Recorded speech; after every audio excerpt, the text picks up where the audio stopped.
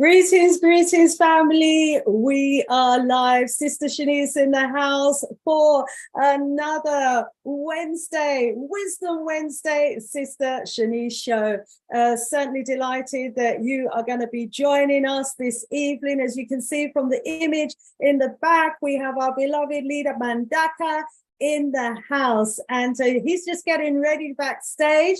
So absolutely great that we're going to have our formidable teacher teaching us again today. This is our virtual university. This is where we come together from all over the globe to learn together, to share together, to exchange knowledge and information. And this is where my special guests come to impart so much knowledge and information to us as a people. So let me just put myself on mute there and copy the link so that I can share it with the family. So family, certainly hope that you've been having an absolutely fantastic, bombastic, strong, and this is what we call the week. Some say weak, we say strong. And hopefully my guest is ready backstage, because I'm going to be bringing him on now to greet you all.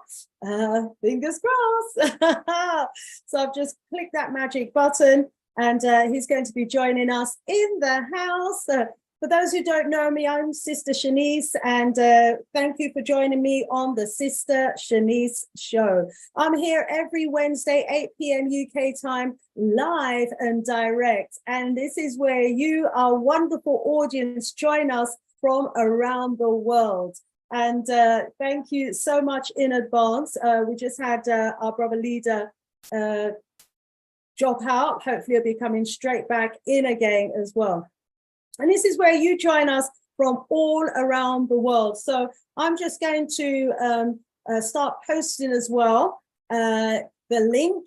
I've yet to work out, if someone could tell me how to do it, how I can actually let you know the link in advance via Zoom. StreamYard's great. When you book with StreamYard, they actually give you the link, but that's not the case with Zoom. Family, there has been so much happening in the world of politics. Oh my days, our brothers and sisters on the continent have been taking back their countries from the colonialists and the neo-colonialist puppets who have been, causing the most stress and distress on the continent. If you've seen my recent video post, you will see that I've actually done a couple of shows about the developments that are happening on the continent. And I'm going to be asking Ldr Mbandaka to comment on that for us. But wow, what do you think, family, about what's going on right now on Mama Africa land? As I said, this is a new day.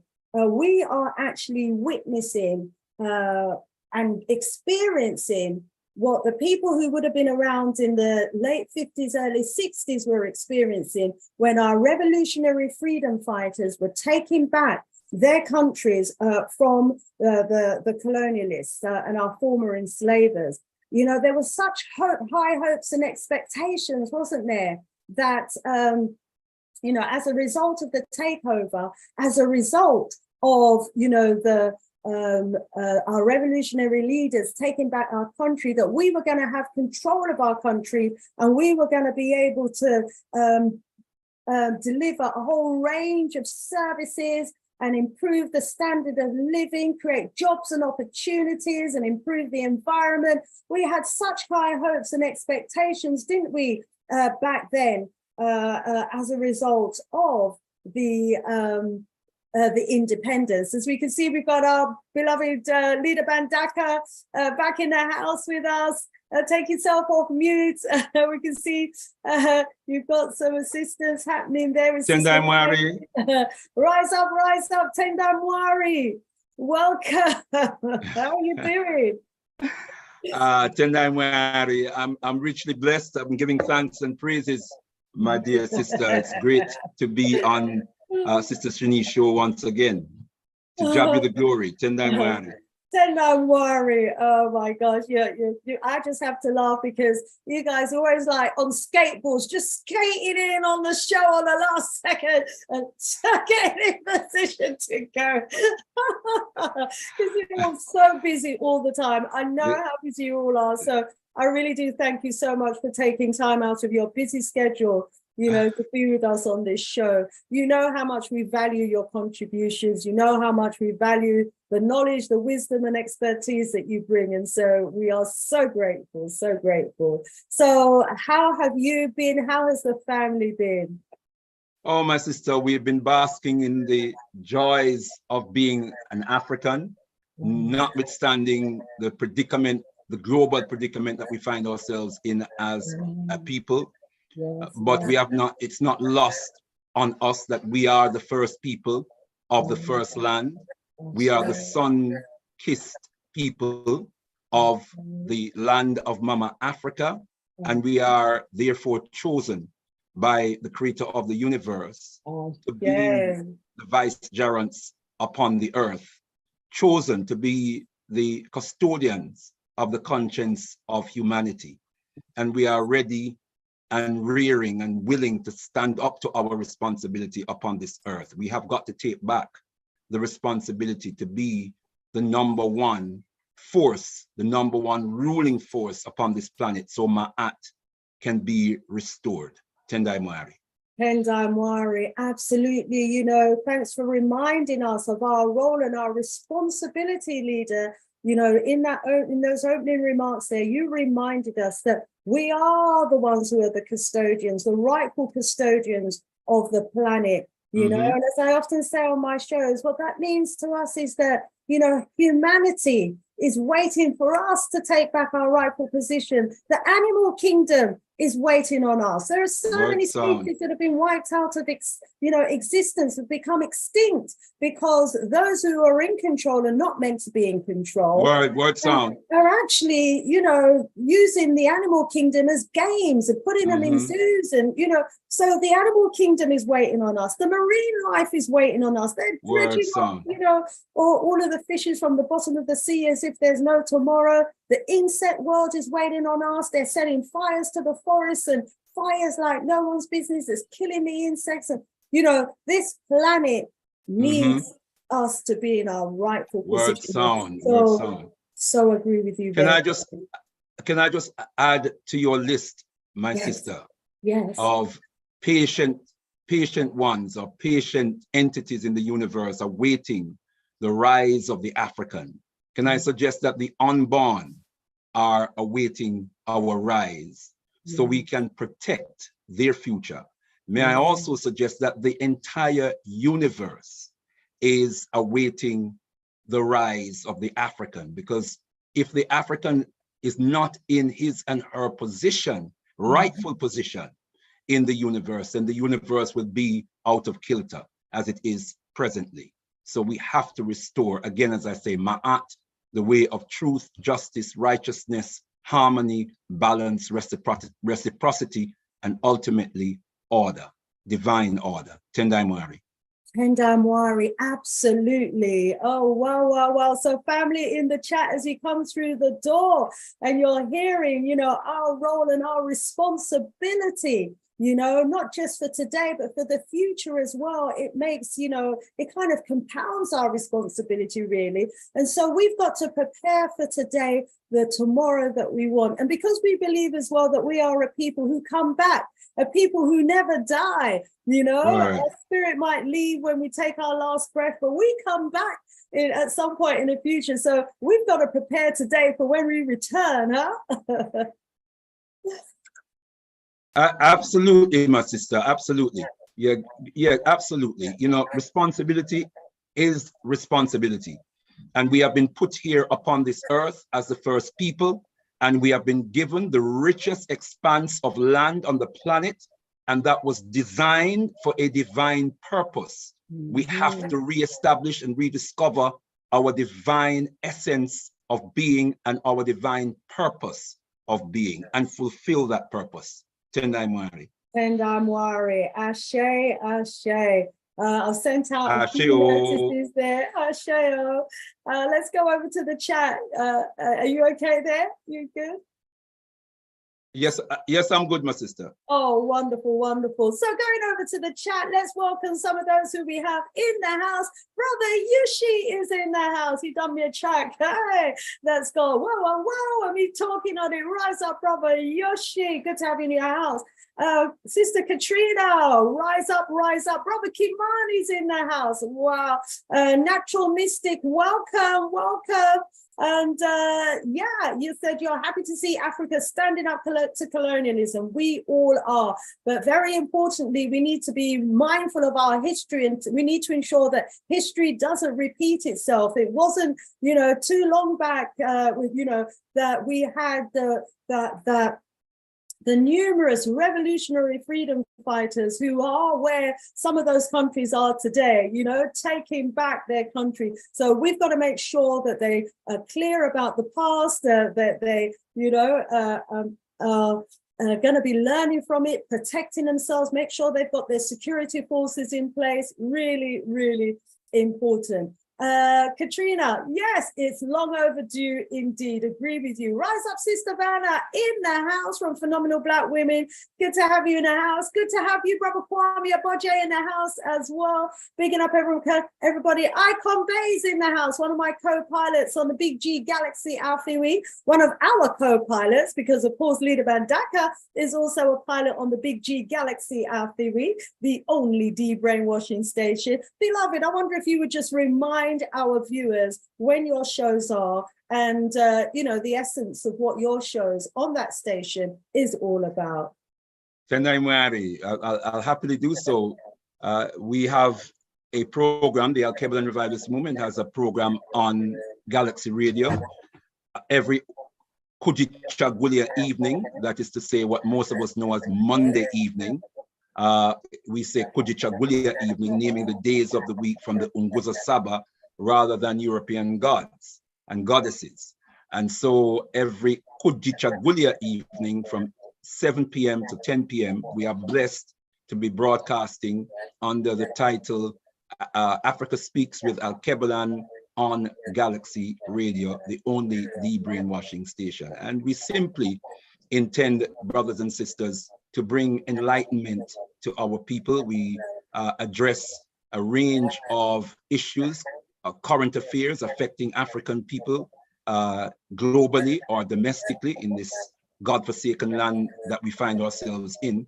And we also bring a historical perspective, an African-centered historical perspective to all the topics that we discuss. And we have some wonderful guests that we've had on our show. We have some brilliant people in the African world, brothers and sisters, and we always have wonderful guests to enrich the program and to bring us inspiration and information. Can I just say a special shout out to Brother Icon? There's something about that brother that really touches my spirit. The brother's spirit just seems so clean and so pure, and I just love him for it, and I just want to hail him as his name was called earlier. Hey, hail him! Hail him! Al-Kebalan style. Go ahead. That's it. That's how we do it. That's an African thing, you know. To hail each other is to lift each other up. I love it. Is to big each other up, because we are kings and queens, we are gods and goddesses. And it's just to remind us of our divine essence, of our royal essence. When we say hail him, lift him up, big him up, big her up, lift her up. So we heal each other, you know. So let's do that. Let's hail each other up. Hail up, Sister Katrina. Say black is the future. Hail up, Brother Kwame Aboje. Hail him, Kwame Aboje. Hey, hail up, hail you up. Rise up, brother as well. Brother Yoshe, Create So Far, saying, I sometimes get depressed. Oh no, thinking about the systems and mindset put in place for our generations by second frequency in an effort to dismiss the importance of Africa. I mean, if we've got our work cut out, and we've just got to do the best we can, and if each and every one of us are doing the best we can, you know, we will win, you know, so don't get depressed. Just see us at the finishing line. celebrating, Word song. in our cultural garms, in our rightful languages, in our rightful environment. Yes, we will win. We are going to win. Kwame Bojo says, Ashe, brother leader, 100% our newborns must be inspired. So welcome each and every one of you into the house. Welcome, brother Gebra, in the house as well. Kwame Bojo is reminding you both that you're not getting any younger. What does that mean? We've got to speed up on the work that we've got to do. No, he means we're getting wiser, my sister. Ah, I like that. Yes, indeed. Christoph has given us a great name for a book, The Rise of the African. Yes, I think that is a great name for a book as well. Sounds good to me. So hailing up each and every one of you. Oh, Hotep Mundele is in the house. Yenge Pimpa Kiambote, brother Mundele. He's greeting us all. He is the Congo leopard in the house. And, I have to hail him up. He did the translation for me. He translated the words of the president, Ibrahim Traoré of Burkina Faso. He was the youngest president on the continent at the moment, and he spoke with so much wisdom at the Russia-African Summit.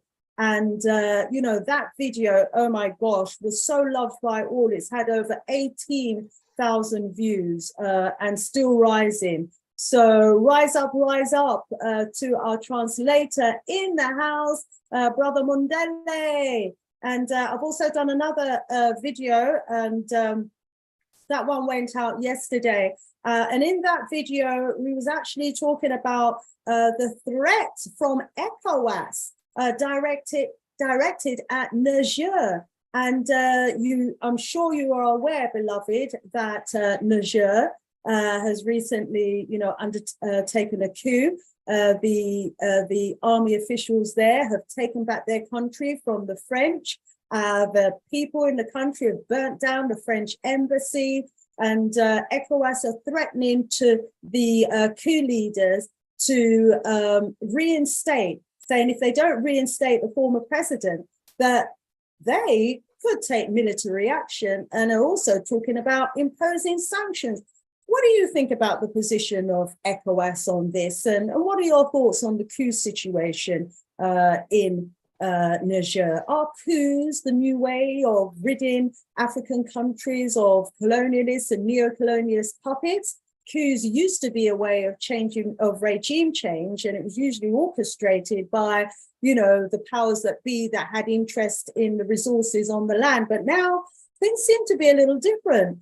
Is it different, or is there more, do you think, to these coups than meets the eye? Let's hear you share your wisdom on this, please, beloved. I would want to submit that, first of all, let's take ECOWAS.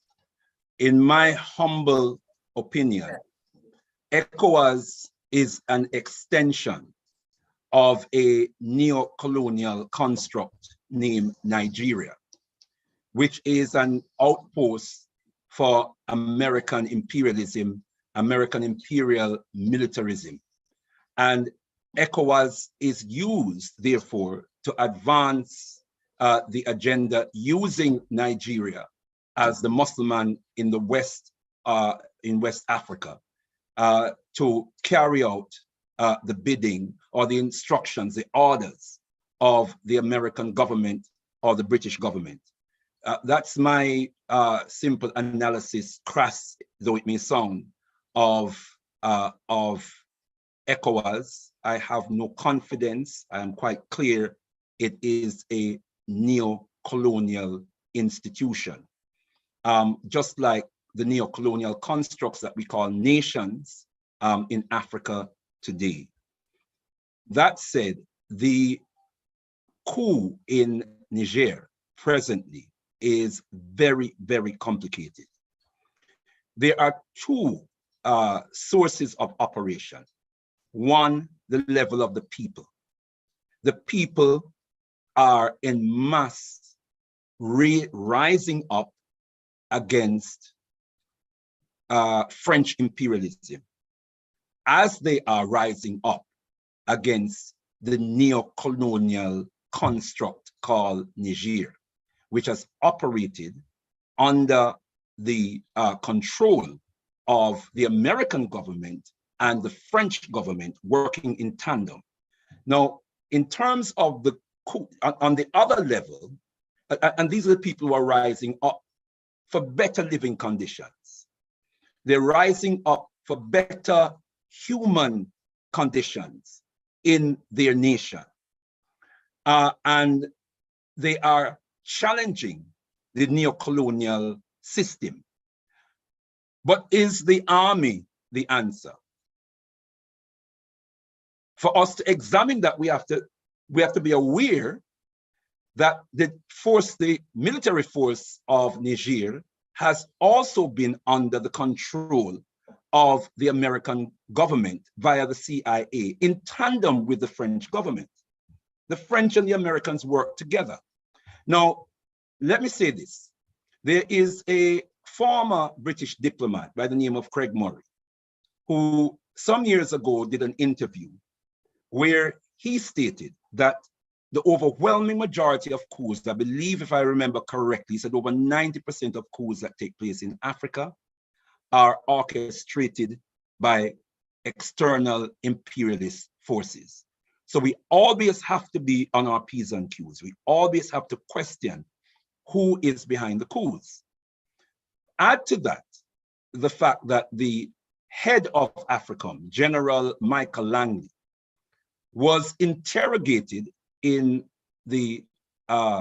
Congress in April of this year, where a congressman, Senator Gates, questioned him on the issue of how many African military men has the American government trained, and how many of those have been involved in coups in West Africa in particular.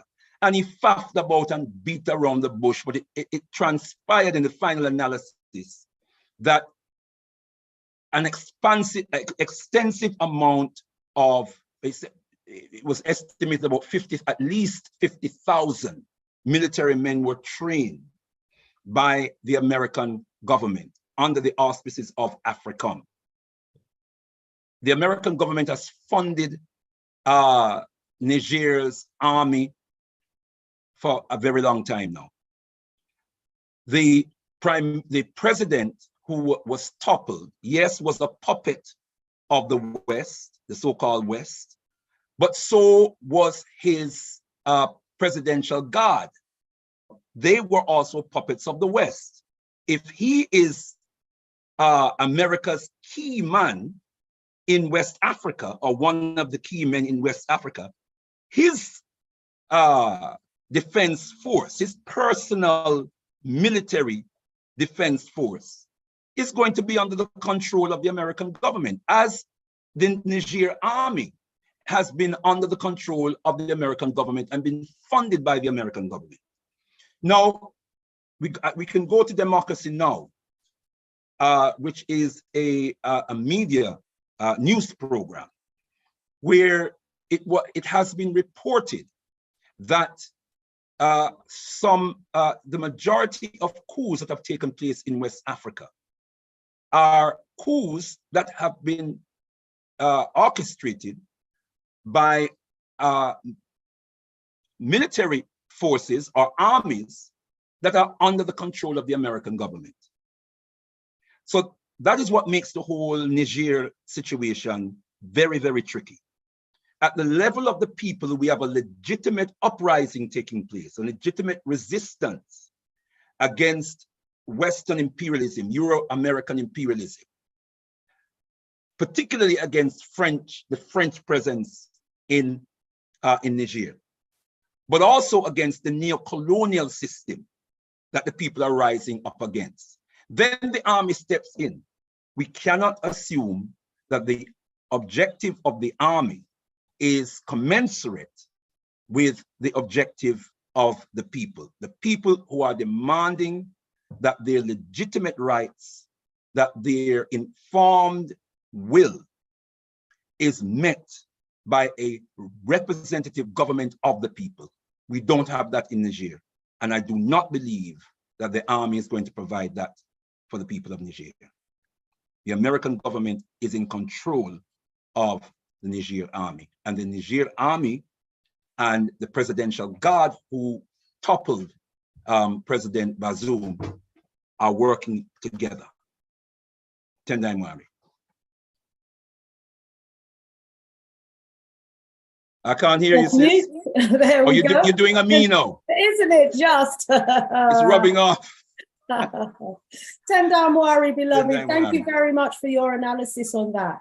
So, you know, you see the hidden hand of the Americans all over this. And someone in the chat has also reminded us as well that Britain are also involved, and we shouldn't forget their involvement in all of this. But then, you know, as we know, these Europeans are fighting among themselves, Russia on one side and the rest of Europe and America on the other.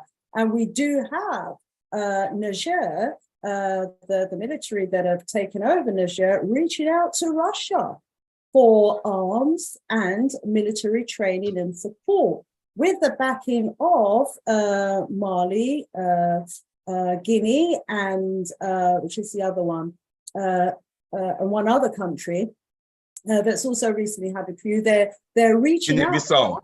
Guinea-Bissau, thank you. Mm-hmm. They're reaching out to Russia for military assistance and more military training. So what do you make of that then, in terms of which side of the fence they seem to want to be on with regards to the European camps? Tendai Mwari, I think, you know, as African people, we have got to, in situations like these, we have to be wary at all times. Mm-hmm. We have to be wary at all times. Mm-hmm. I know how it may appear when we hear in the news that these military juntas are appealing to Russia. It gives an ear, a veneer of authenticity. It sounds on the surface that this is probably a genuine revolutionary force. I'm not necessarily convinced. And I think we have to interrogate this situation even further and get to the core, because let us not forget that these are military forces trained by the United States of America under the auspices of AFRICOM. Mm-hmm. The American government does not train African soldiers to be revolutionaries. Mm-hmm, mm-hmm, that's for sure. They train them. Revolutionaries enter the army to mm-hmm. get the training to do the job and the works on behalf of the people. Yes, it can happen. In theory, it can happen. We have, you know, Thomas Sankara that we can talk about, and there are other examples that we can cite.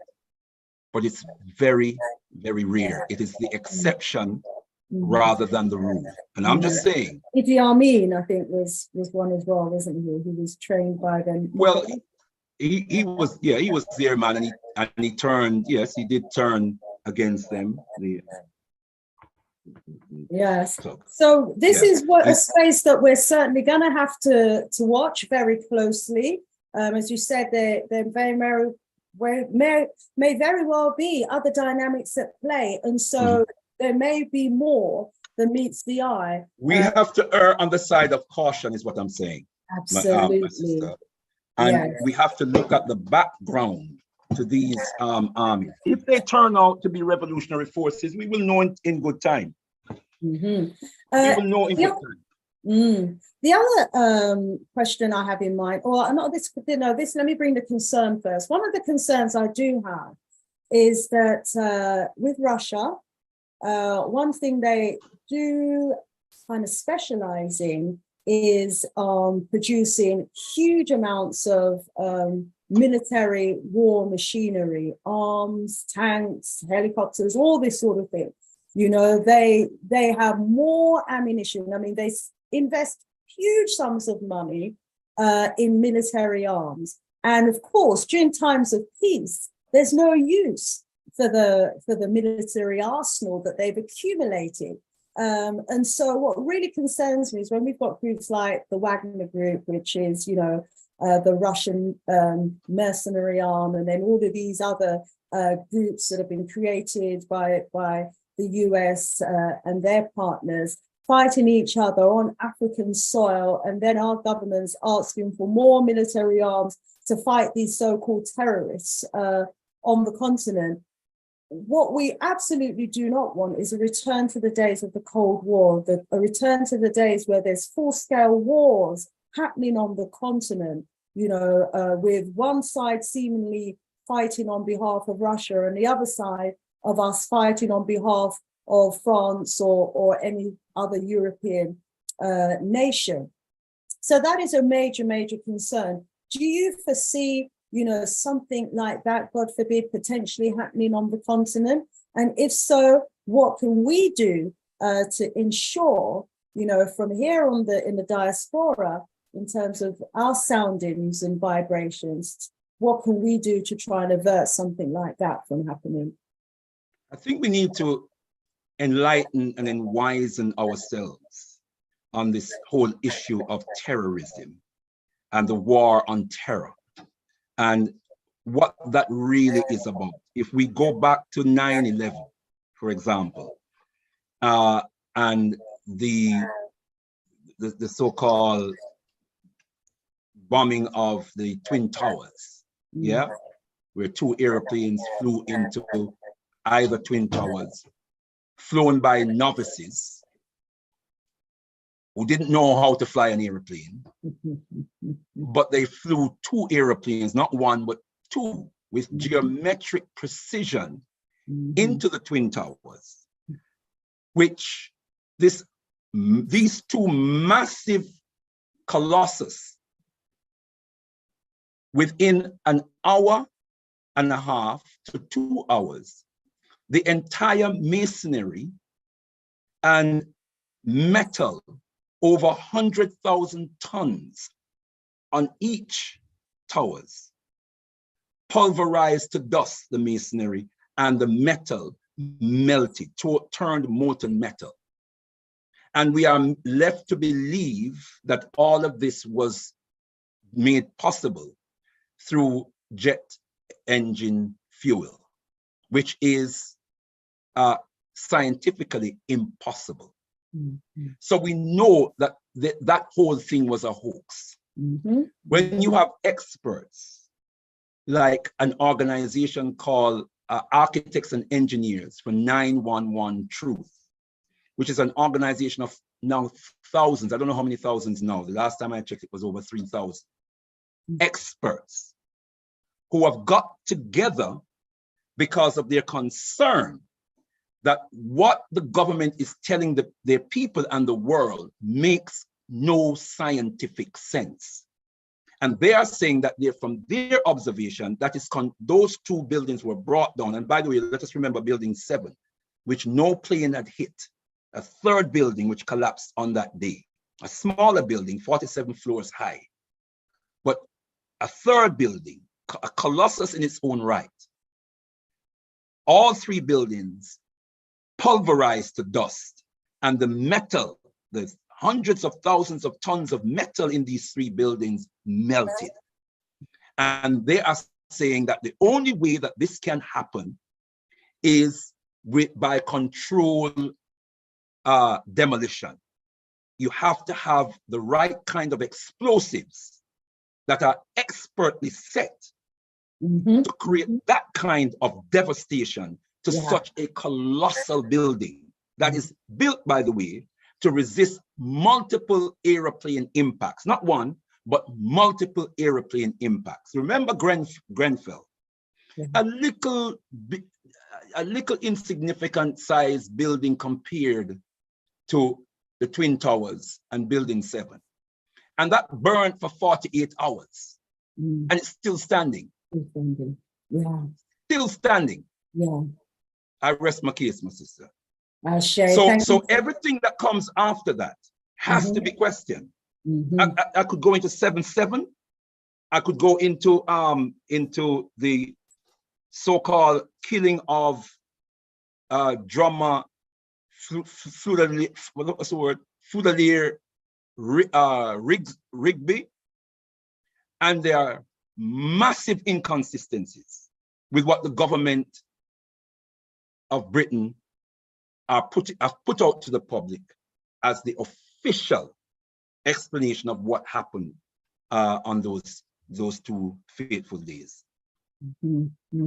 Hollywood being played out on the streets. So there's absolutely been numerous incidences that you could cite where there's more to it than meets the eye. And yes, indeed, with the Twin Towers, they went down like a demolition job rather than a plane hitting it. Yeah. Within an hour and a half, my sister, come on. That was a demolition job. That's when, you know, when they put all the dynamites up and down the building because they want to take it down, and then they press the button. Had to have been spiked on every floor. This is what the experts are saying. This is what the experts are saying. And these are ordinary white middle-class people who would never engage in any kind of politics, certainly no anti-government politics, who are now have established a colossal anti-government force, asking serious questions. So once we see the science, once we see, beloved brothers and sisters, the pseudoscience that underpins 9/11, which is the event that was used to declare war on terror, then everything that happens in the name of the war on terror has to be questioned. The integrity of everything that comes after that must be questioned. Absolutely. And we hear ECOWAS talking today, in a few days ago, you know, giving an ultimatum and giving a time on Niger and threatening to go in there to take military action if they don't reinstate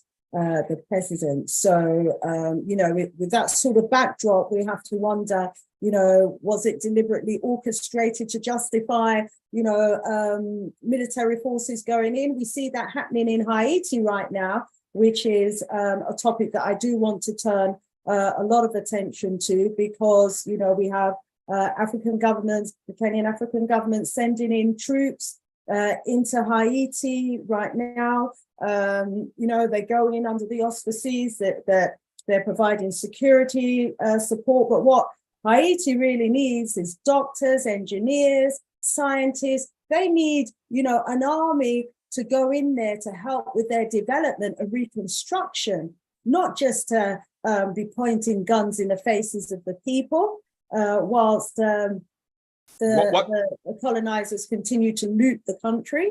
Yeah, what Haiti needs, my sister, like the entire Caribbean, is a revolution.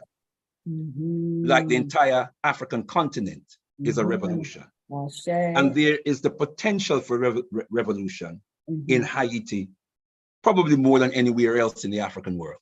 There's always been that revolutionary spirit from the day of Haiti's, the Haitian Revolution that brought about, that threw out the French, that fought against the French and the Spanish and the British and defeated the 3 most powerful military forces in the world at the time with the backing of the United States of America. A lot of people don't realize that America was also involved in the Haitian Revolution. And we have to understand that the militarization from external forces or domestic forces controlled by external sources is ultimately to quell the revolutionary spirit on the ground. This is why I'm worried about the army in Niger or Mali or Burkina Faso, you know, or Guinea. I'm worried about the army because I have not seen any concrete evidence of these being revolutionary forces. I've not seen concrete evidence. What would concrete evidence look like, beloved? It would look something like Thomas Sankara presented from the outset. His message was revolutionary. His message was anti-imperialist from the outset. The message was clear. His connection with the people was 100% clear. And his work, his immediate work, again, was clear for the eyes to see. I'm just raising that up as an example. Yeah. I'm not yet convinced that that's what we're seeing on the African continent, and I would be happy to be proven wrong. I'd be happy to get to the point where I am convinced that these are revolutionary forces on the ground who happen to be armies trained by and funded by the American government. Because if that is the case, and they are turning, well, let's wait and see. Let's wait and see, indeed. And we are certainly very hopeful indeed. They've made some good first steps by kicking out the French and declaring that they're no longer, they're going to be moving away from using the franc, the French currency, which is a good move.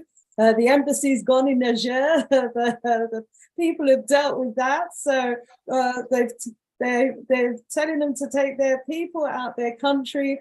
You know, some important first steps. But as you say, let's wait and see where it goes from here. Let's hope that's not window dressing, because as I said, there's genuine unrest among the people on the ground. There's genuine anti-French sentiments on the ground among the people. Yeah. And we've got to make sure that this isn't just being used, as you said, to quell that unrest, you know, Absolutely. to make the people go back to being subdued, thinking now they've got leaders and people who are going to be taking care of the matter. So what do we want? We want to see them coming with their manifesto, their plans, their vision. They need to be putting in place teams of administrators who can implement their manifesto and their plans, or if they're going to keep the same ministers, you know, they need to be overseeing the works of those ministers to make sure that they're implementing, you know, their economic plans, creating jobs and opportunities for their people, liaising with other experts and scientists and engineers across the continent to start building some factories. And I'm going to do something separate on this and give some suggestions about what they could be asking for, because, you know, you know, Russia, for example, is offering grain. You know, we don't, you know, thanks for the grain, but what ideally we need the equipment so that we can plow and plant and harvest our own fields and, you know, grow our own grains, our own cassava and our own fruits and vegetables that's native to our area. We need, you know, the machinery and the equipment to build factories so that we can be manufacturing our own goods. You know, thanks to the offer of grain, thanks to the offer of helicopters. But hey, Mbandaka, don't forget, we've got, is it Charles Chipombosu? Apologies, I've got his name a bit wrong. The scientist that created that helicopter that can work on lots of different fuels and the cars that can work without fuel and the TV that can work without electricity. We've got the, you know, the innovators and the scientists on the ground. What we need now, you know, at the factories to start mass producing some of these inventions. And so I'm going to do something separate on that, but potentially exciting days ahead. Leader, before we go over to you on your presentation, I just want to mention Norman Henderson. Thank you so much, Brother Norman, for your love gift. He's donated $9.99, and he's left a message as well that says, coups in Africa in general are complicated. Niger, they were at the Russia-African Summit. Yes, they were indeed. And I'm sure there were a lot of conversations happening behind closed doors at that summit as well. Is this a revolutionary takeover? We're going to have to wait and see. Is this the new way for Africa to take back, and the Caribbean, to take back control from neo-colonialist puppets? You know, is it long overdue, as some were saying in the chat? Let's wait and see what the outcome is going to be. What are the policies? What are the changes that are going to be happening on the ground? We have a long history of being tricked, you know, by these game players, and we all want the best for Africa. let's hope that this isn't yet another window dressing. So yeah, thank you, beloved, for that love gift. And if anyone else wants to give us a love gift, yeah, please do go ahead. You can get yourself a super chat. There's ways of doing it. I don't know how he does it, but you know, there's ways of doing it. Check it out, find it out. Norman also says, twice I was scheduled for job interviews. On both times, the Twin Towers, all in Manhattan, were attacked on the same days of my scheduled interviews. What a thing. What a thing. Imagine, is a good thing you never go for those interviews on those days. Wow. Otherwise, you wouldn't be with us right now. Beloved, we were blown away by your part one of the Windrush presentation that you did. So much so, we ran out of time. We didn't want you to rush it. We begged you to come back for a part two, and you have managed to squeeze us in. We are so, so delighted. Family. We have in our midst, you know, one of London's finest, one of the UK's Pan-Africanist finest, you know. He does the works, family, and you're going to hear it from the presentation that he does. He's the leader of the Al-Kabalan Revivalist movement. He's a Pan-Africanist. He's a treasure within our community. He's a father, grandfather, husband, brother, you know, he's a wonderful member in our community, and he's also a spiritual leader as well. He does, you know, births, funerals, weddings in a traditional African spiritual way. And so a very loved and treasured member of our community, very much in demand, and we're honored to have him as a guest here on the Sister Shanice Show. Beloved, over to you. Tendamwari, take yourself on mute. You're doing a Shanice now. I thought you were doing a brother leader. I thought I was the original, my sister. Tendamwari. Okay. Well, when I say original in this particular blunder, but Rumbidzo Kunamwari Africa, to the God of Africa be the glory. I want to, beloved brothers and sisters, as we move into the main presentation for this evening, it's great to be on Sister Shanice's show once again, ministering to the most important and most beautiful people on the planet, the sons and daughters of Africa. We give thanks and praises, brothers and sisters, for all mercies, great and small. Just to remind us that this is the second day in the month of Mosiah. And we within the Al-Kabalan Revivalist movement, and we know that there are others in the African world community, observe and celebrate the life and legacy of the most eminent prophet and king, His Excellency Marcus Mosiah Garvey, for the 31 days of the 8th month of the year, which we now designate Mosiah. We no longer call it August because we are not the children of Augustus Caesar. We are indeed the children of Marcus Mosiah Garvey, and we are inspired by his vision. So I start off by saying, as we do as a salutation throughout the month of Mosiah, Garvey lives.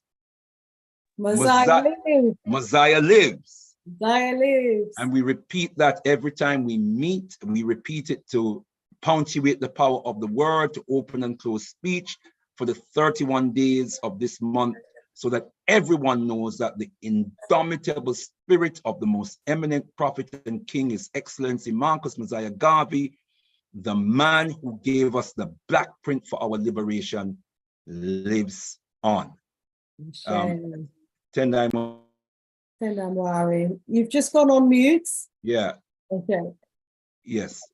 So Garvey lives. Garvey lives. Mosiah lives. He lives. Hail him. Just one more thing on the Mosiah month for the moment, my beloved brothers and sisters, that the Al-Kabalan Revivalist movement are opening as we traditionally do the month with our Messiah opening ceremony, which will be on a Mother Day, Sunday, the 6th of Messiah, starting at 12 noon at the Chestnut Community Center in St. Anne's Road, Tottenham, N15. And just to give you a telephone number, if you wish further information, 07908 814152. We will also be paying tribute and pouring a special libation to Baba Tongagara, an elder in our community, a revolutionary elder in our community who recently joined the ancestors. Tendai Mwari. Tendai Mwari. Can you give us that phone number again? Let me try and catch it and put it in the chat, please. 07908 814152. Okay, one more time just to check that. I put the +44 ahead of it. 07908 814152. Okay, got it. Okay, so I've just posted that in the chat for the family should they wish to get in touch with you for more information about the Messiah event. Okay, do I proceed, my sister? Yes, please do. Okay, right, give thanks and praises, beloved brothers and sisters.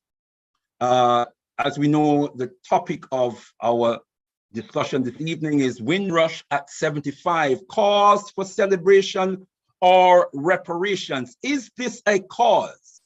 Is the Windrush commemoration or the Windrush 75th anniversary a cause for Africans here in the UK to be celebrating, or is it a cause for us to raise the question of reparations? Should we, brothers and sisters, be analyzing the journey of the so-called Windrush generation and analyzing the experience of our people here and making the case for our liberation, for reparations as a people? I'm going to go really quickly now, brothers and sisters. So fasten your seatbelt, buckle up, brothers and sisters. I'm going to do just a quick backdrop, very, very quickly. We're saying it's that the precursor with slavery and the atrocities and the brutalities of slavery, where Africans were stolen from Africa as if we were commodities and brought to the European world. And after stealing us from Africa, then they went back to Africa and stole Africa from us. So they stole us from Africa, and then they stole Africa from us, and they brought us into their world, beloved brothers and sisters, to be used and abused, to be chewed up and spat out in service to their interests. We give a little backdrop on I'm not going to spend any time on this, on the Windrush as a German cruiser ship, which operated in Germany from the 1930s. We go on, beloved brothers and sisters, to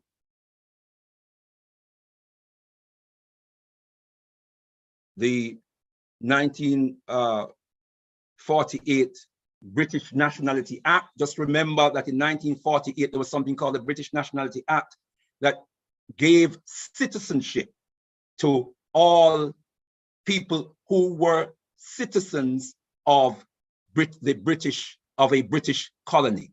You automatically had citizenship of Britain. You automatically had a right to residency in Britain because you were considered to be a British subject.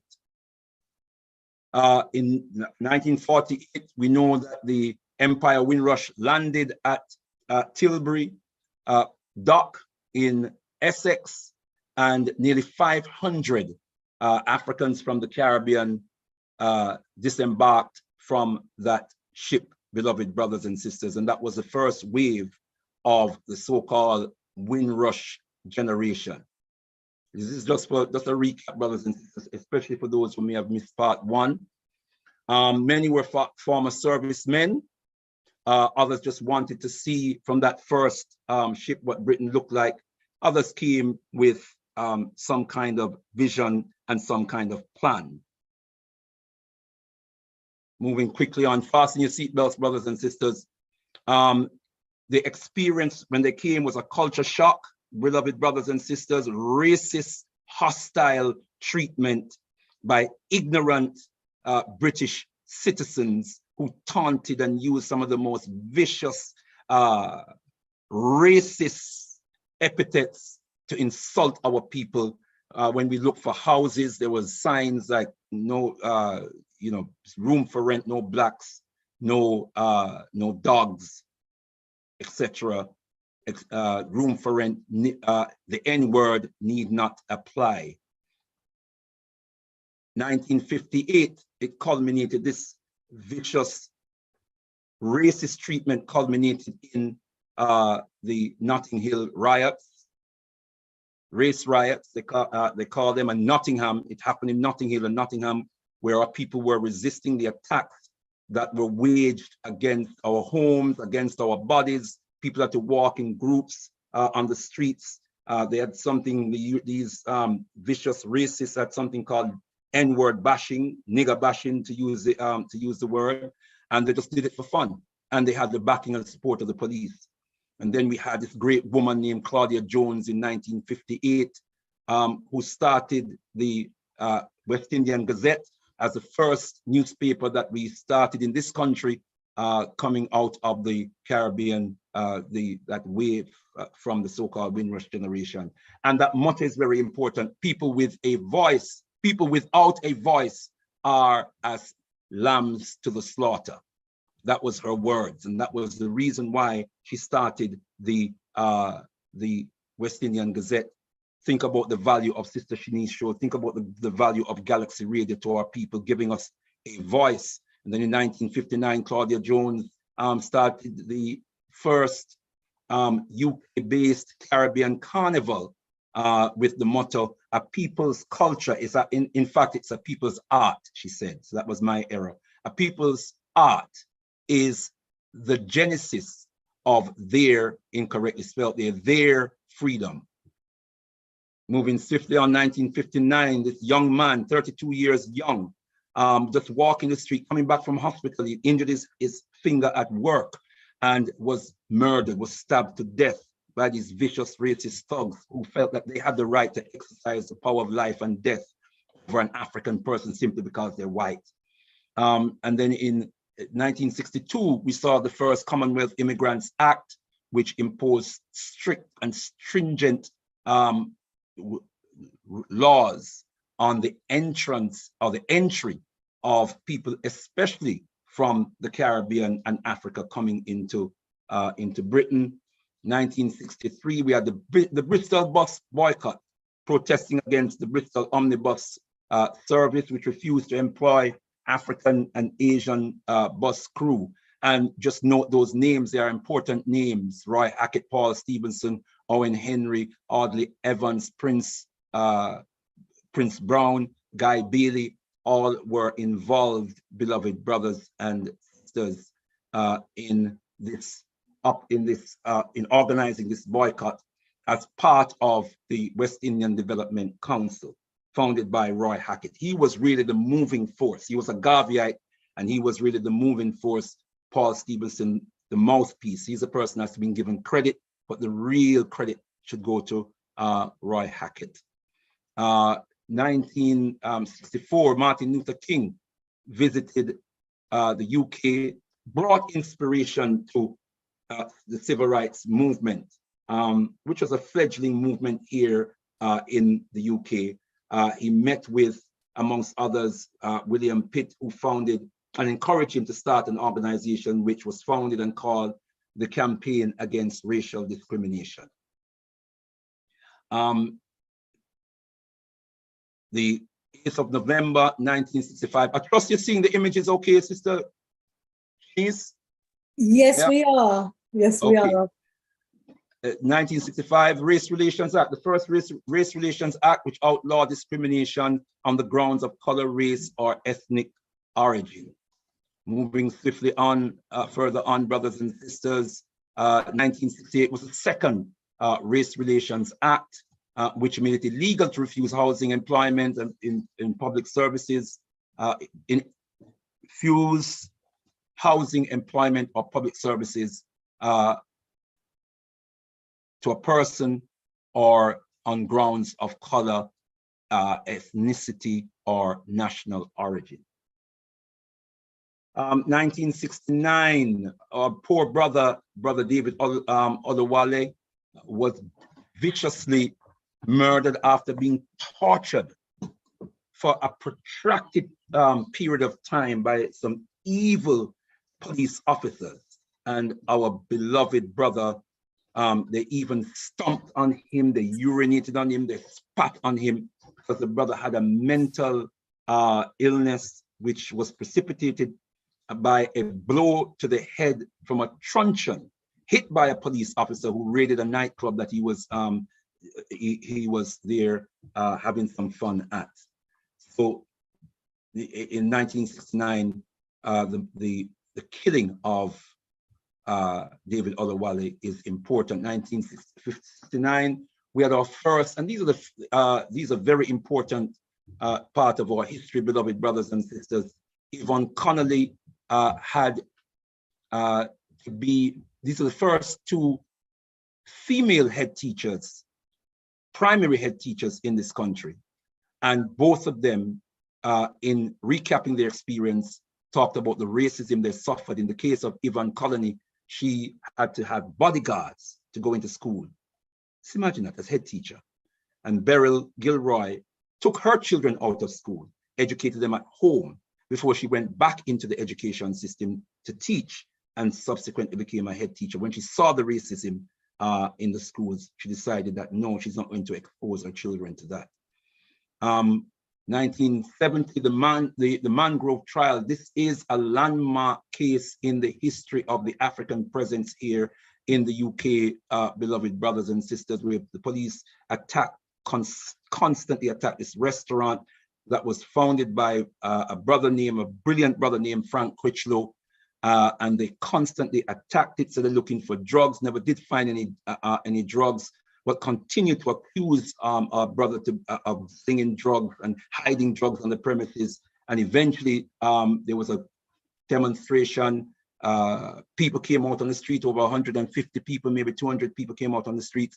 And then the Mangrove 9 were arrested and charged for, causing an affray and all sorts of various things. I'm rushing, brothers and sisters, to get to the second half, but I just want to give this backdrop. They won their case, by the way, in the court. Bernard Cord, 1971, his famous book, How the West Indian Child Was Made Educationally Subnormal in the British School System, again, was a seminal work of important note, because it really analyzed how, as the title suggests, how exactly the British educational system systematically reduced our children, or our generation, to a level of educational subnormality. It was presumed, just by virtue of our accent, for example, that we weren't as intelligent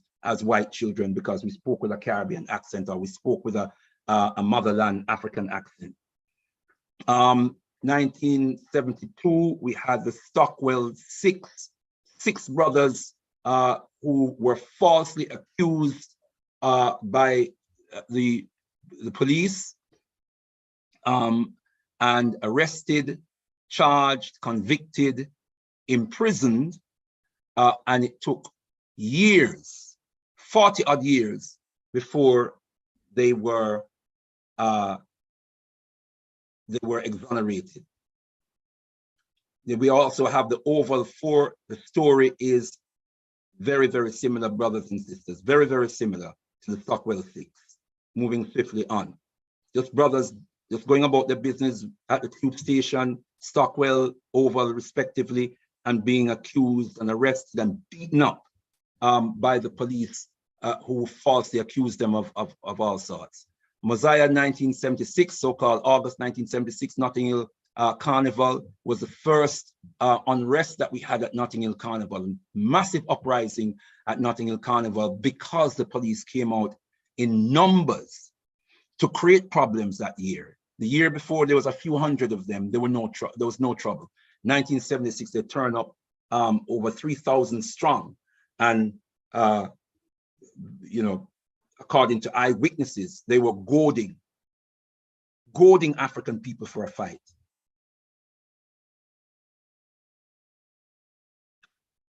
1977, we had the Battle for Lewisham.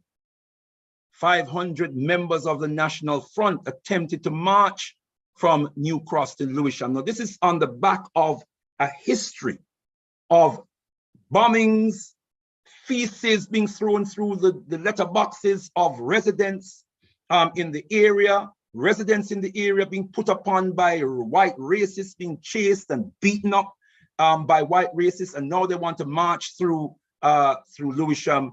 And then there was a resistance on the part of African people, and there were some Europeans who decided to counter-march against the National Front and other far-right groups who, according to eyewitnesses, were being backed up and supported by the police. That the police were not there keeping law and order.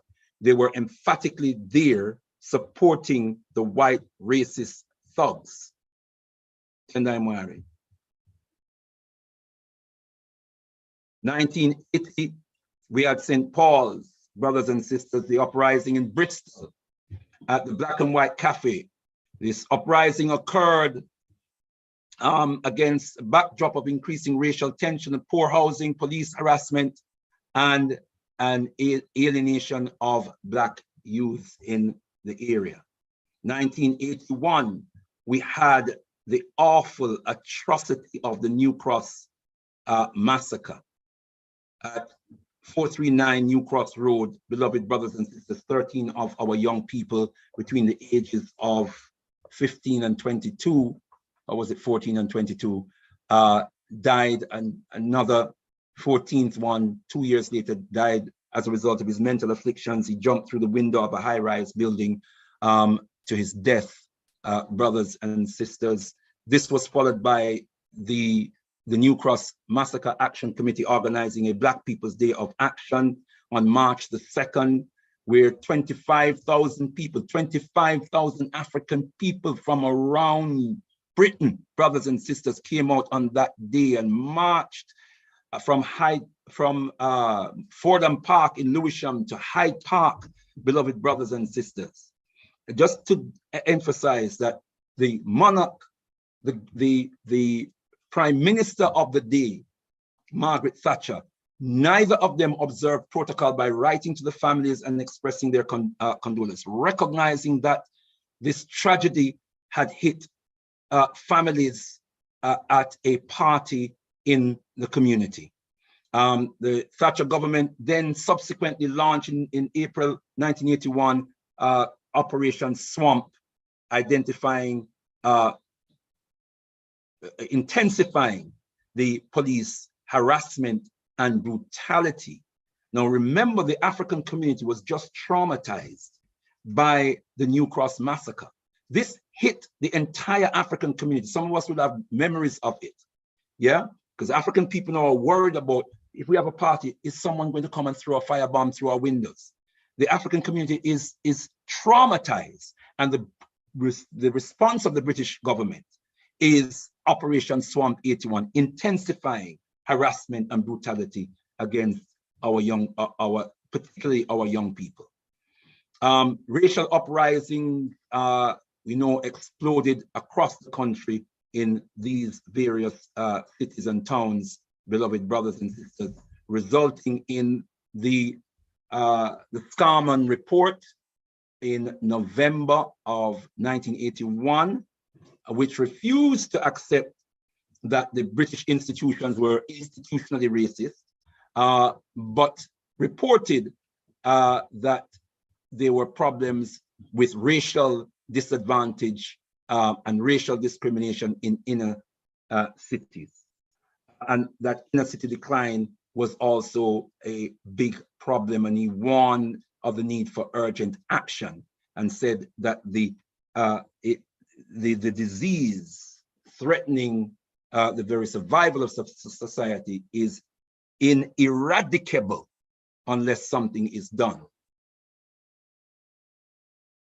Uh-oh, this is the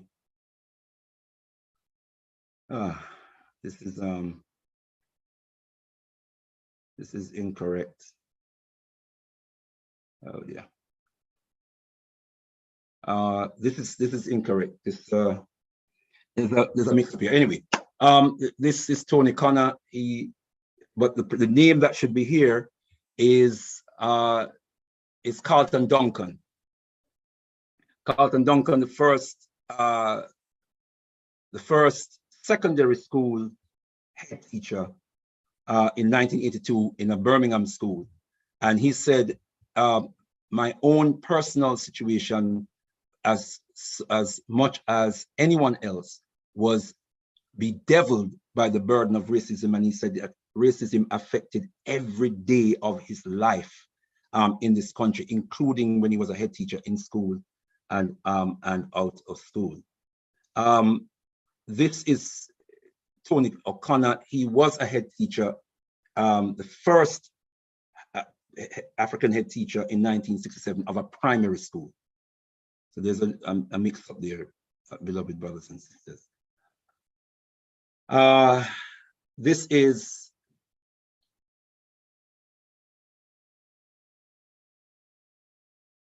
Cherry Gross, who was shot in her bed.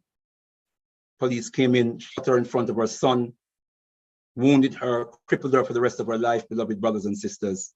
She lived 26 years in pain and agony, and as I said, paralyzed from the waist down. This sparked an uprising in Brixton. The uprising in Broadwater Farm was sparked by the death of Cynthia Jarrett after police pushed her over in her own home.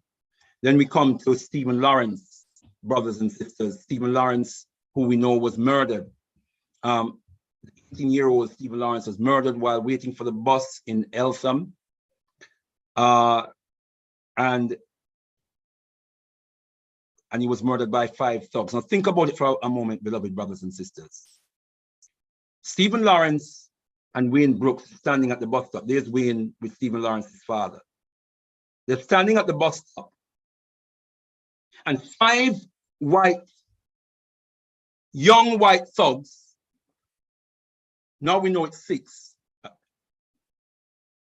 appear and decided that they had the right and they had to exercise the power of life and death over these 2 black men. And they went after them to murder both of them. One managed to run away. The other stood frozen, and he was stabbed to death. One recognized danger, one didn't. Now there's a lesson there for all of us as well, beloved brothers and sisters. Well, I won't go into that, but just think about that for a moment. These were teenagers, age 16, 17, teenagers who had it in their mind, in their psyche, that they can and they have the right to exercise the power of life and death over 2 black men.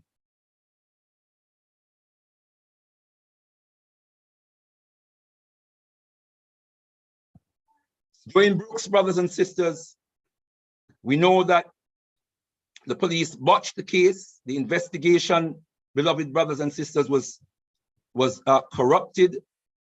And we know that there was a public inquiry resulting in the Macpherson report being found, where the British police were found to be institutionally racist. This is very important. A very important landmark event. Then there was Operation Jackpot. Operation Jackpot was an investigation into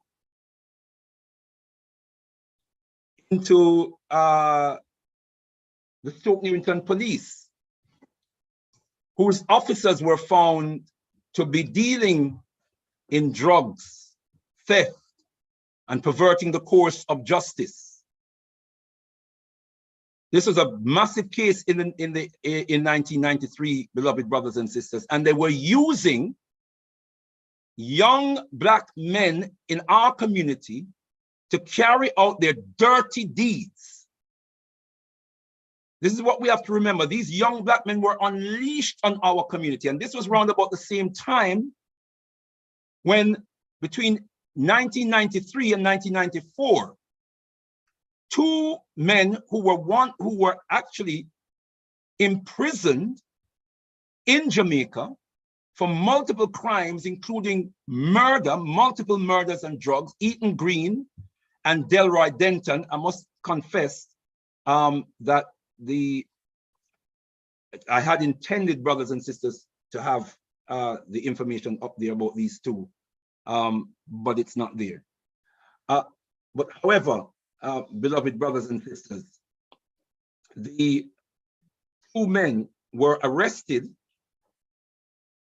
between 1993 and 1994. And it was found that between Scotland Yard and Customs had knowledge of these two men, had knowledge that they had broken from prison, had knowledge of their profile and that they were wanted by the Jamaican government. But they were unleashed on the African community here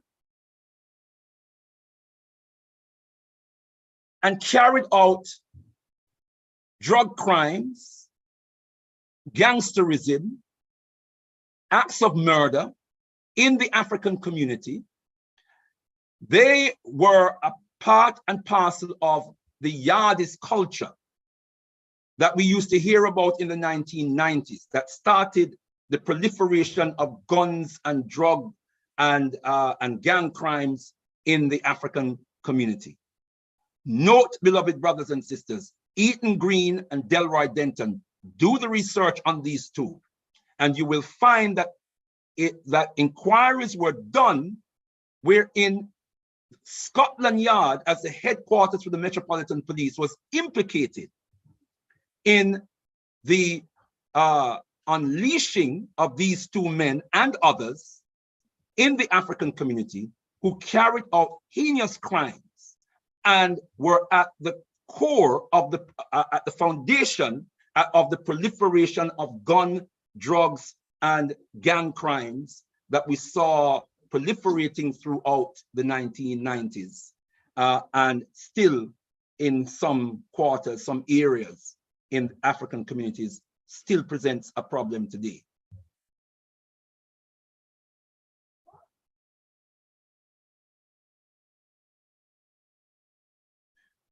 Right. Well, we've touched on that already. These are the murderers of Stephen Lawrence. In 1999 was the Macpherson report, the murderers of Stephen Lawrence, and we note that this guy Matthew White, that his name was only recently revealed in the public, and we must ask the question, especially as we now know that certain of the murderers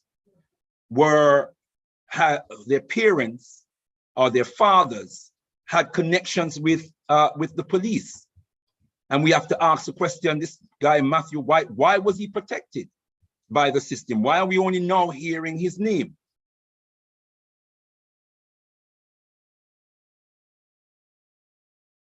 In 2000, Race Relations Amendment Act outlawed race discrimination in areas not covered by the 1976 legislation. It placed a duty on public authorities to actively promote race relations. This was arising out of the Macpherson report. And what we need to factor in here is that the government is commissioning reports and inquiries that are exposing the fact that racism, racial discrimination is an ongoing problem. Institutional racism is an ongoing fact of life in Britain, and a very destructive fact of life in Britain. October 2003, we had the case of the secret policeman. Investigative journalist Mark Daly went undercover to expose racism in Manchester police, and he went in with a camera, brothers and sisters, and pretended to be joining the police force as a police cadet, and unearthed some serious information about racist behavior by police officers behind the scenes. Tendai Moari.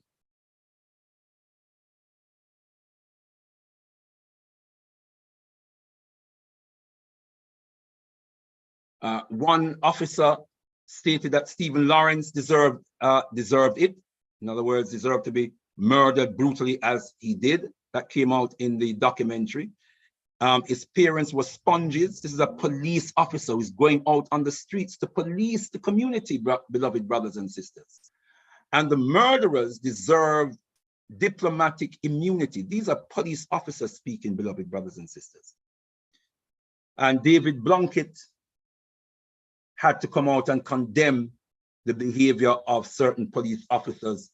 But apparently Mark Daly was criticized for his undercover operation that exposed the police in 2003. 10 officers had to resign, 12 were disciplined, and 3 police trainers were removed from their positions as a result of the secret policeman. Ask yourself the question, what was happening in the other police forces up and down the country, if not the same as what was happening in Manchester, beloved brothers and sisters? Mm-hmm. That was, which was exposed, but the other police forces obviously were not exposed in the same way. He also did a follow-up in 2008. Let me move quickly to this development, brothers and sisters, and this is also important, that the situation in the Metropolitan Police was so egregious, it was so terrible, that their African colleagues and Asian colleagues in 2008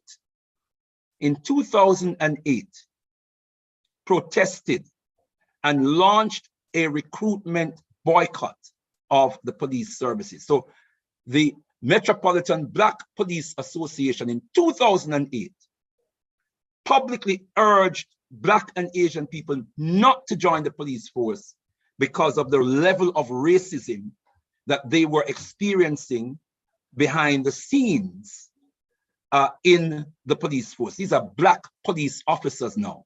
And this was a very controversial public development, beloved brothers and sisters. This is on record, and we must not forget this.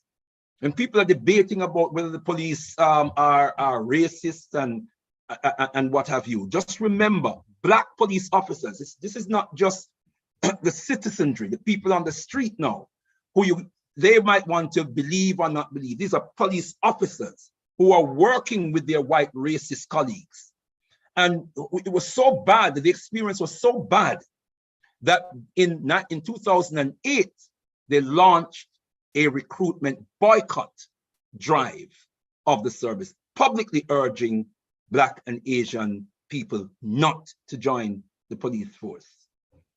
2013, a race relations review by the United Nations Working Group of Experts on People of African Descent, headed by a sister named Vereen Shepherd from Jamaica. The United Nations Working Group of Experts on People of African Descent did a race relations audit in the UK and gave a scathing report. This is a United Nations body, an international body, investigating or inquiring into race relations, governments to addressing the issue of race relations, and gave a scathing report on UK race relations, berating the UK government's commitment to addressing race relations or race discrimination in the UK, based on their lack of commitment or their failure to implement the recommendations of the Macpherson report. In 2014, we had the Ellison Review, but let me just back up a little bit. It's not, I don't have a slide for this, but in 2012, let us remind ourselves that that was the time in 2012, I think it was May 2012, when Theresa May made statements to the Telegraph proposing to create a hostile environment for so-called illegal immigrants, and then required Africans who had come here in the 1950s and 60s and 70s as British citizens, who were supposedly granted leave to stay indefinitely in 1971, suddenly were told you had no right to stay because of this hostile environment that she decided that she was going to create to get rid of so-called illegal immigrants. As a result of that, brothers and sisters, thousands of our people were put in detention, lost their jobs, were refused National Health Service care. Many of them were deported. Many of them were harassed by immigration on the basis that they could not present documented evidence substantiating their existence in Britain for every year since their entrance in Britain. All of a sudden, people who had worked in this country for years, paid taxes, paid national insurance. Some of them were denied their pension. Some of them had worked for 30, 40 years and ready to receive their pension. And all of a sudden, you're not entitled to a pension because you had no right to be here in the first place. You had no right to work here in the first place because you are not a British citizen and you have no resident rights in Britain. All of a sudden, this is the Windrush scandal that we have heard about, beloved brothers and sisters, and thousands of our people have been ill affected by this vicious and wicked policy by Theresa May, who was the Home Secretary at the time. So let's put that also into the mix as we contemplate this question as to whether the 75th anniversary of the Windrush is a cause for celebration or a cause for reparations. In March 2014, the Theresa May commissioned the Ellison Review. The Ellison Review was to examine allegations of corruption regarding the deeply flawed investigation of the murder of Stephen Lawrence. Now remember, the Lawrence family had always maintained that this was not just the failure of the police properly investigate the murder of Stephen Lawrence, who they presume to have been some gangster who, got his comeuppance, his friend, Dwayne Brooks, they presume that he was also involved in some kind of violent act and may have been the murderer of his friend Stephen Lawrence. That, brothers and sisters, the Lawrence family have always felt and publicly stated that they believe that this was not just acts of incompetence, but acts of corruption, deliberate corruption. In the words of Theresa May, Home Secretary herself, she said in summarizing the contents of the report that the totality of what the report shows is deeply troubling, deeply troubling.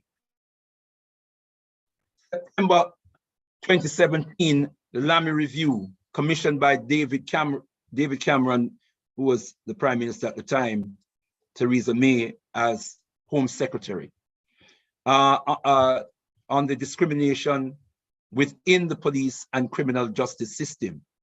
The review found significant racial bias in the UK justice system. Yet another report finding racism, significant racial bias in the UK criminal justice system. David Lammy called for the UK criminal justice system to have more scrutiny in their data and ethnicity, on ethnicity and religion, to move towards fairer treatment. So he found unfairness, he found disadvantages, he found discrimination in the police force. This brother Dale Semper, a bank manager, accomplished African businessman, bank manager with a 6-figure account, and therefore a beautiful house, a lovely car. He's driving about his business with his beautiful African queen, by the way. Let me emphasize. He had an African queen in his car, was intercepted by the police, dragged out of his car, harassed by the police, brutalized by the police, and then accused of being in possession of firearms. Man had no firearms on him. They found no firearms on him. To this day, the man don't know where this came from, but they accuse him of it. As a result of that, they went into his home and turned it upside down. They went into his mother's home. He set up his mother real nicely. They went into his mother's beautiful home, turned her home upside down. When she talks about it, she says she can still see them going through her drawer, taking out her underwears and throwing them on the floor and throwing her things all over the place based on this false accusation against her son. She knew it was false accusation. This man is gainfully employed, 6-figure bank account. When they could not pin possession of firearm on our brother, then they accused him of money laundering. And the brother had to go through, they stopped his bank account. He couldn't get access to his bank account. Just think about that, beloved brothers and sisters. For months, our brother could not gain access because he had to fight this case to clear his name. I think he's still in the process of suing the Metropolitan Police. But just remember this name, because one of the refrains of the well-intended in our community is keep your head down, go to school, do well, get your qualifications, although we'll advise every young person to do that.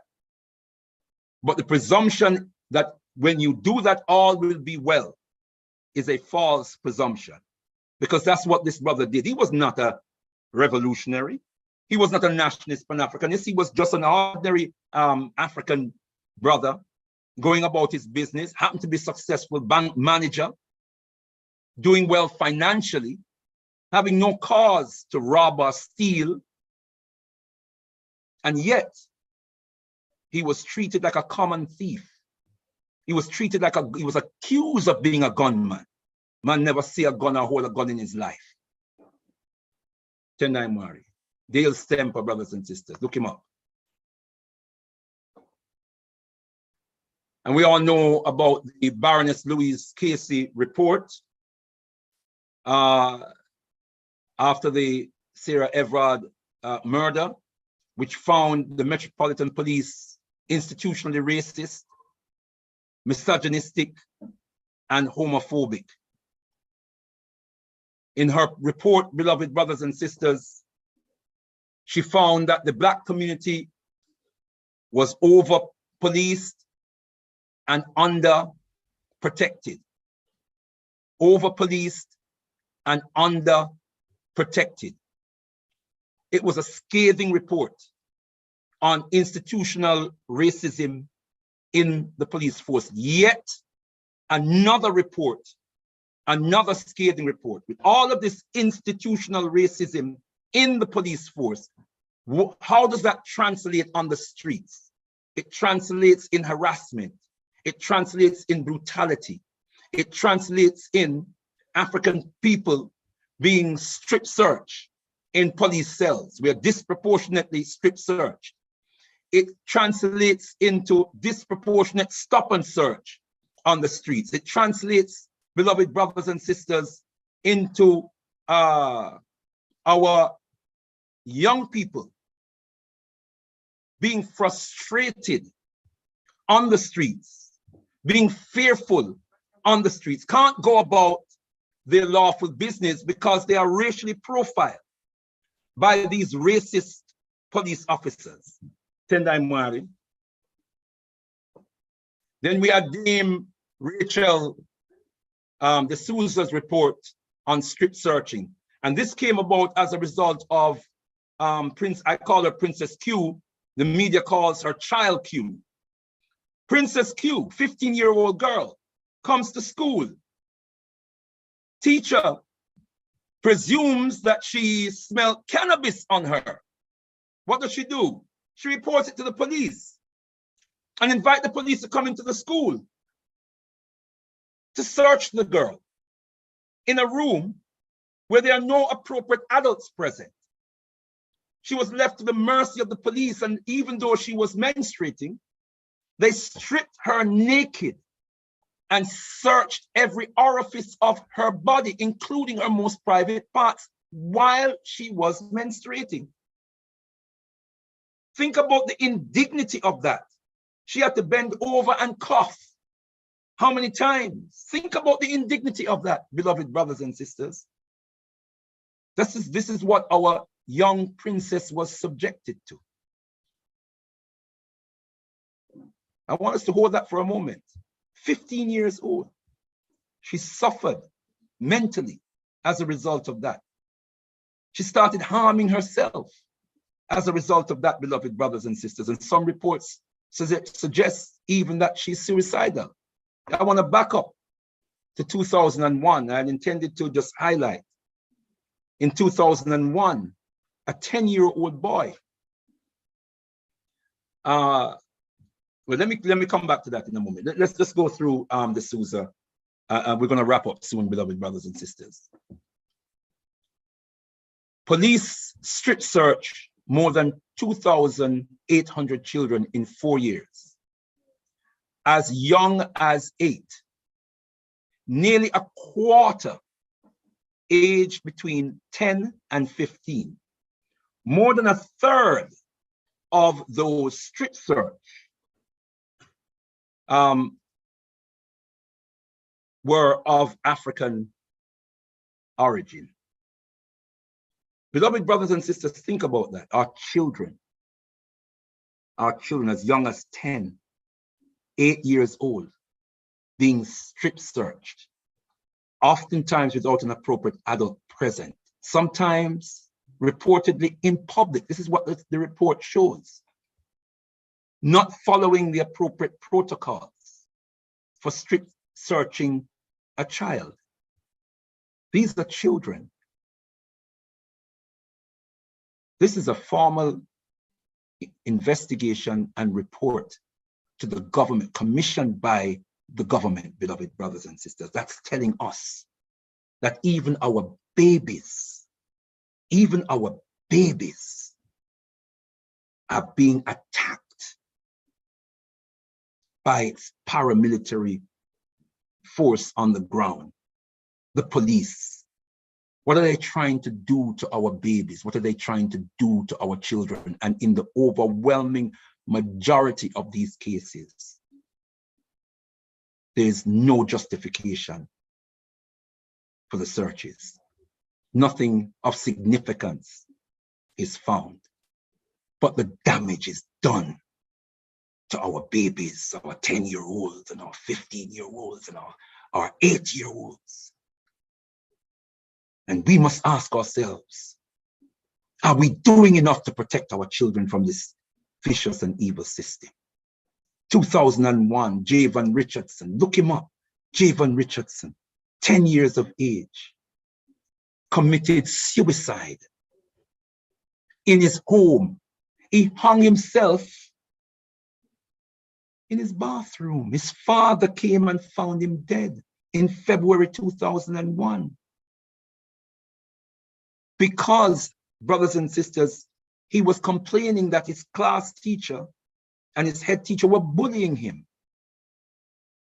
When his mother came to the school to complain and raise issues, she was chased off the school premises. She came back, she found a suicide note that her 10-year-old baby had written.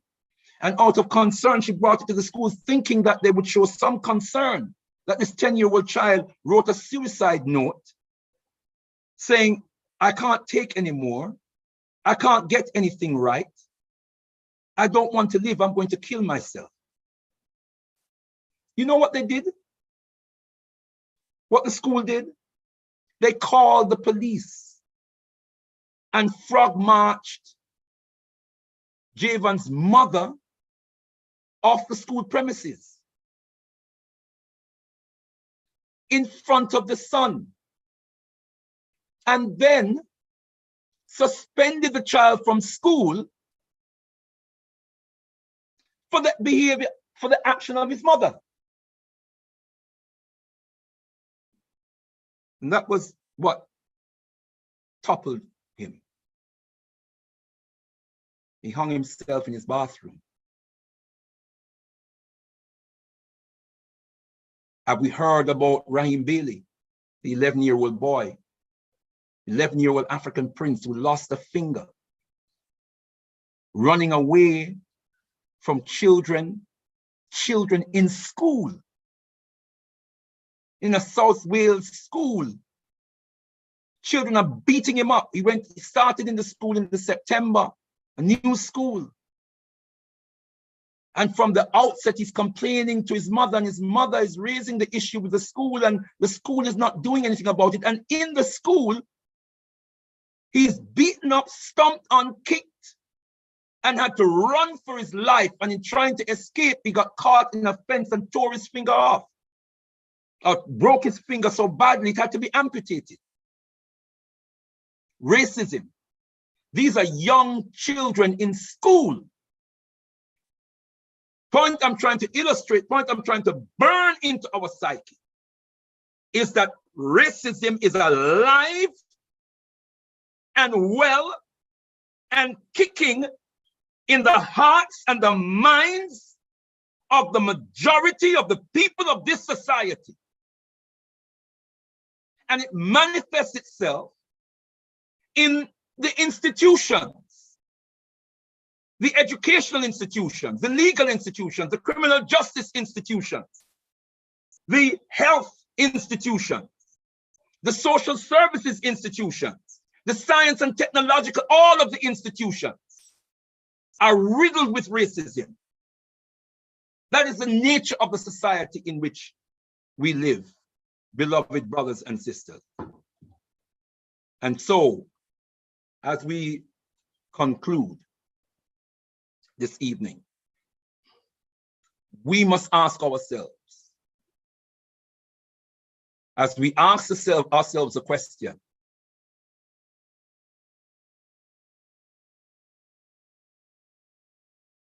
the question, Windrush at 75. Cause for, is that a cause for celebration? Or is it a cause for reparations? We have brothers and sisters this evening and 2 weeks ago gone through or recapped on the journey that we have gone through since 1948 in this country, against the backdrop of the history of the Ma'afa, the enslavement, the colonization, when we were stolen from Africa, and then when Africa was stolen from us, and the fact that we fought in their World War II, brothers and sisters. We fought in World War II. We shed our blood in World War II. We had our limbs severed. Some of us had limbs blown off in World War II, fighting for king and country, fighting for the motherland. People in the Caribbean giving the last penny towards the war effort. The Caribbean and African economy being drained of its substance to fuel their war efforts. And then after the war, who did they turn to replenish or to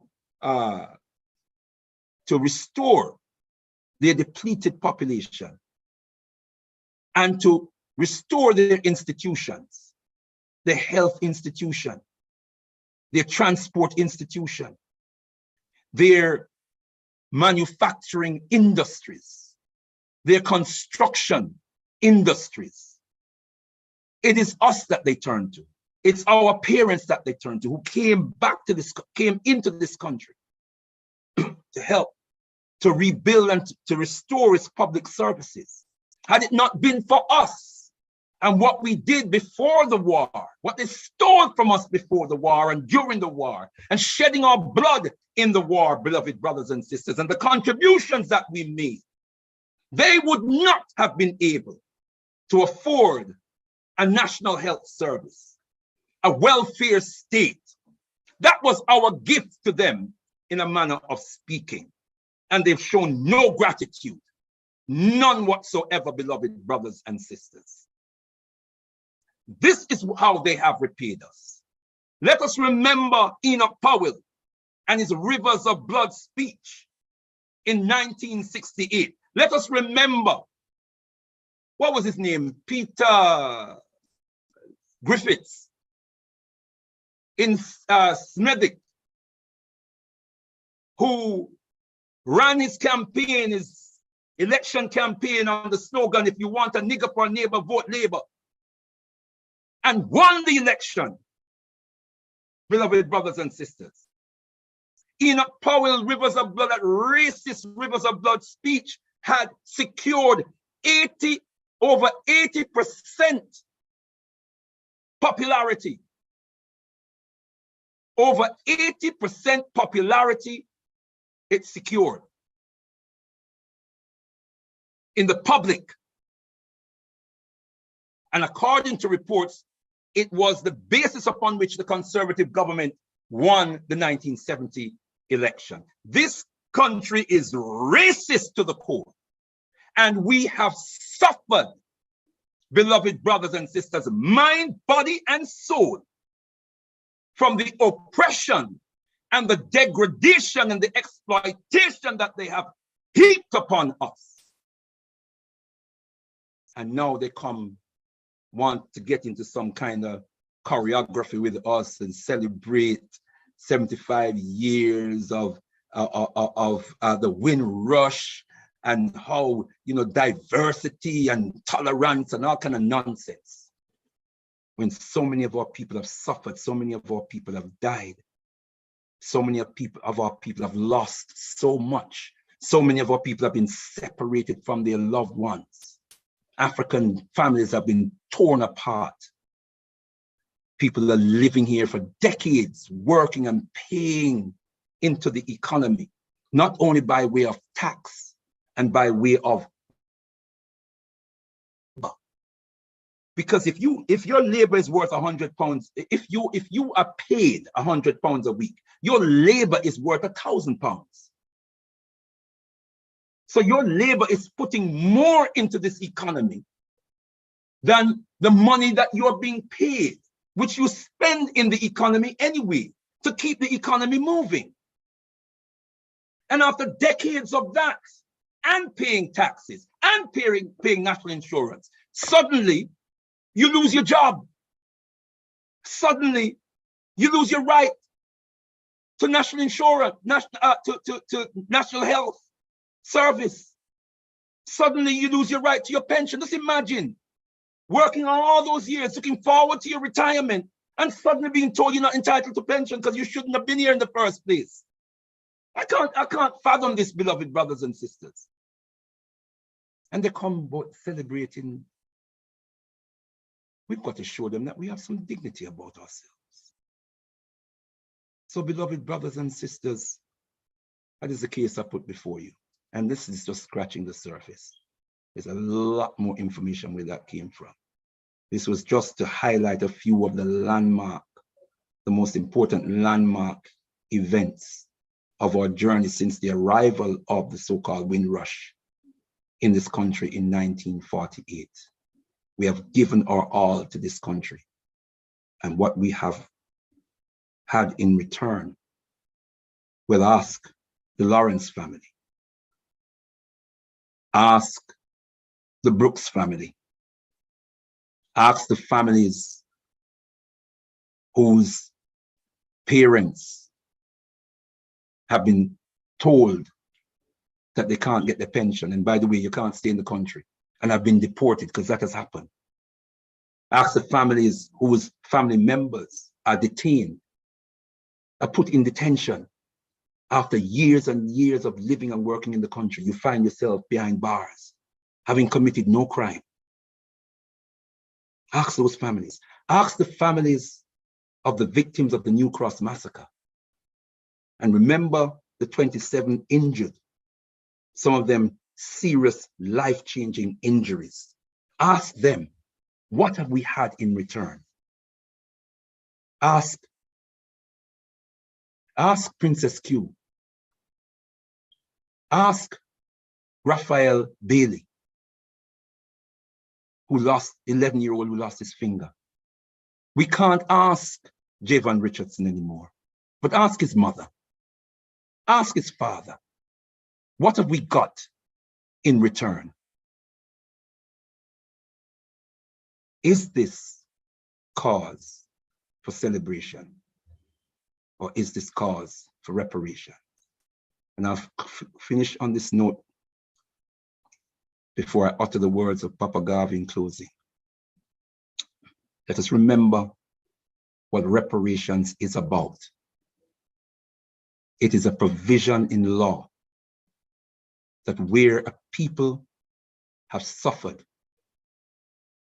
acts of genocide, crimes against humanity, war crimes, or serious injustices, then they are entitled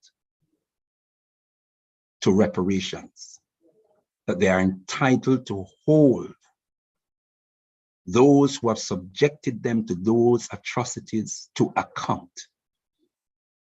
And I believe, beloved brothers and sisters, we have more than a case, and we must come together and make that case. Don't let them pull the wool over our eyes. Malcolm X said, don't let the white man sweet talk you. He will sweet talk you into hell. And he also says, stop sweet talking the white man. That's all you do, you sweet talk the white man. Stop sweet talking him. Look him square in the face and tell him the truth. Bring the facts and the evidence and put it to him. Expose him for what he is at every opportunity that we have. I close with the words of the most eminent prophet and king, His Excellency, Marcus Mosiah Garvey. Unite, organize now or perish. Rise, you mighty African people, for you can accomplish whatever you will. Rumbidzo kuna mwari ye Africa, To the God of Africa be the glory. Tendai Mwari. Tendai Mwari, Ldr Mbandaka, thank you so much for that history that captures so much of our African experience here in the UK. And, you know, in the chat, as you were going through, they were adding names and they were, you know, recounting the history, recounting the stories as well, because clearly many in the chat have actually lived through those days, lived through the riots, lived through, you know, learning about the various incidences that you made reference to as well. So we want to rise up everybody in the chat as well that have been, you know, following this series over the last 2 sessions, because this is part 2. And we did a recap at part 1 as well. Norman Henderson is saying that my mother almost lost all her pension benefits had I not been the manager of her account. She is in Jamaica. Luckily, I had someone in the right place to help me to sort it out. And so, you know, we have, I'm sure, many of these stories where maybe they didn't have, you know, a son or a daughter or someone who could sort of understand the system, because that's what the system does, isn't it? It tries to rob our elders of what they have worked so hard for. Many have like left the country, gone to Jamaica, and they should have been getting their pensions and their pensions got stopped. So many of those stories. And of course, we've got all of those individuals that lost their lives in police custody as well. I don't even know what the count is of all of those deaths in police custody.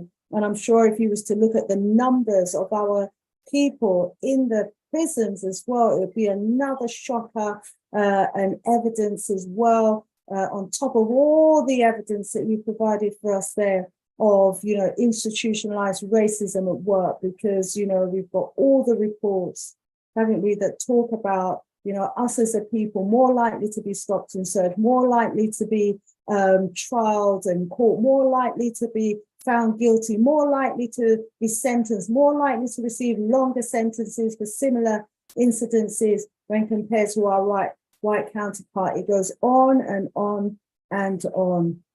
We are 3 minutes away from the top of the hour, so today you've managed to come in just before the top. Another riveting presentation. I want to thank everybody in the chat that has been following this series by Ldr Mbandaka. Kwame Ossie's in the house. He says more than 1,000 African people dead in police custody since 1990. Wow. Sheriff says her bank account is always overdrawn, but I put a £5 in just before they decide to charge. So someone working the system there in that way.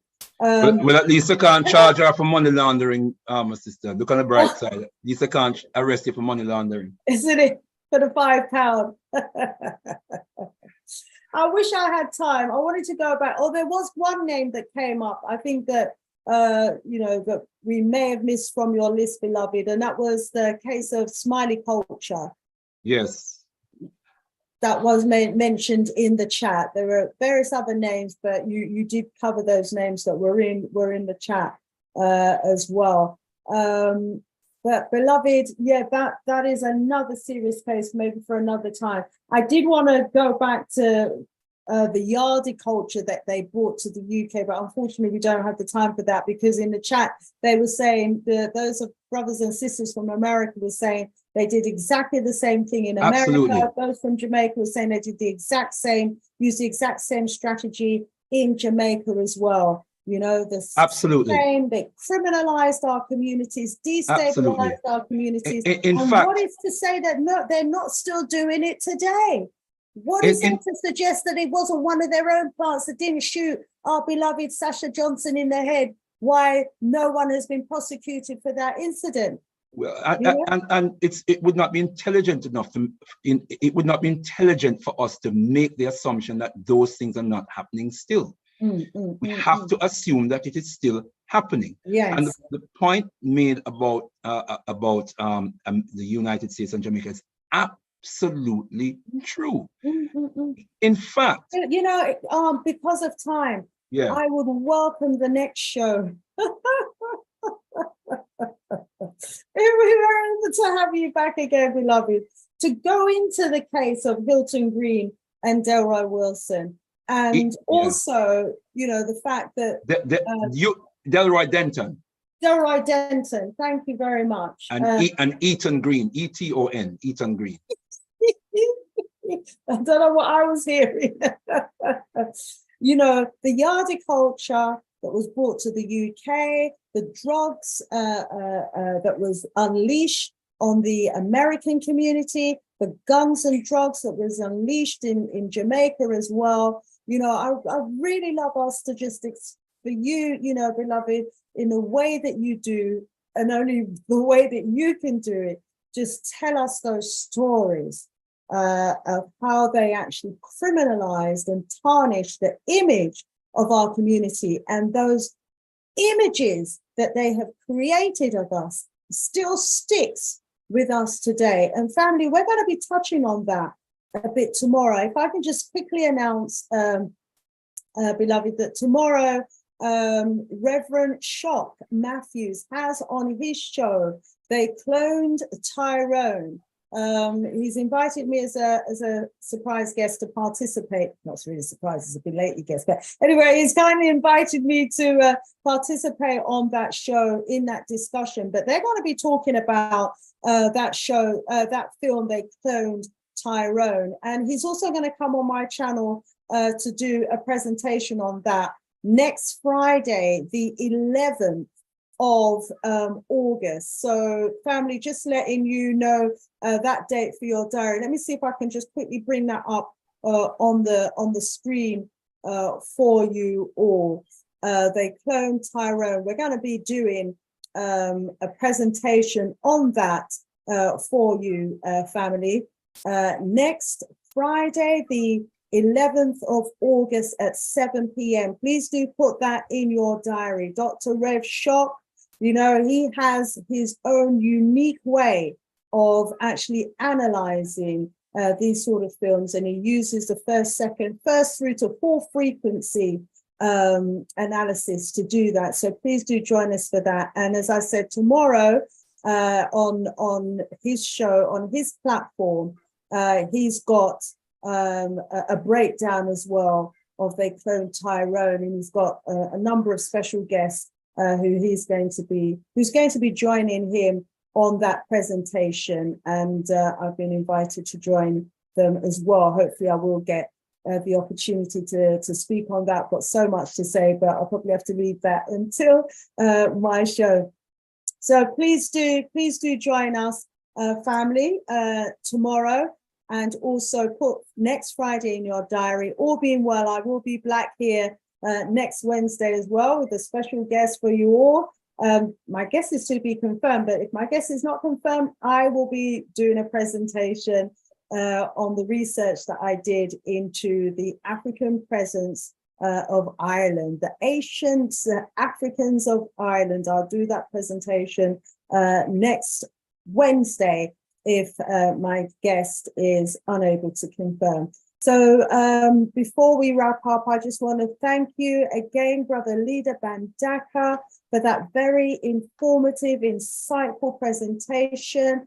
Family, that's a presentation that you need to share with your family and friends and your young people. Let the young people know about the history of racism here in the UK, that our family, our mothers and our fathers had to fight so that we could walk the streets today without looking over our shoulders for gangs of white racists, you know, who might decide to chase us and murder us in the street. It's still not as we would want it to be, but it's certainly not as bad as it was. Which are the racists? The ones in uniform or the ones in civils, my sister? But okay. You know, in our days, they didn't wear uniforms as much. But then, you know, in the 1980s, I think they were all encouraged to join the police force, because then they could legitimately beat the hell out of us. You see, if they did that outside of uniform, you know, it would be a criminal offense. But once they put on the uniform and go to work, they can legitimately, dehumanize us in the schools, as they did with Child Q, Princess Q, and outside of the schools, as they do with our young children, telling them to pull their trousers down in the street so they can, intimately search them in the police van. We're really going to have to think about and talk about what we do about this, because it's going to get from bad to worse. And look at what it drives our young people to. Look at what racism drives our children to suicide.